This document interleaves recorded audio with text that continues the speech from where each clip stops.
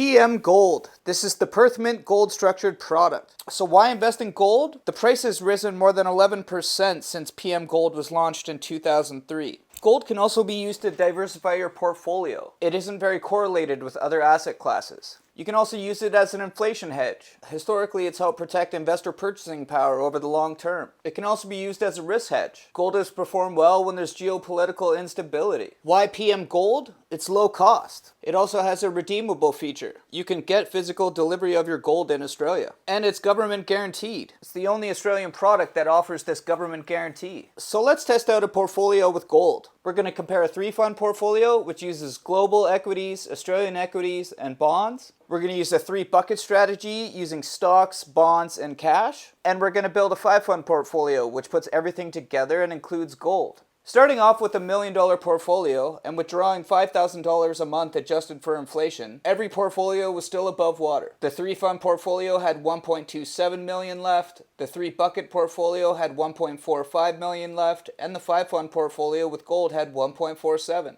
Substituting A200 for STW in the Australian equities, we can look back even farther. Using the same withdrawal stream, the 3-fund portfolio still had $1.73 million, the 3-bucket portfolio had $2.17 million, and the 5-fund portfolio had $1.94 million.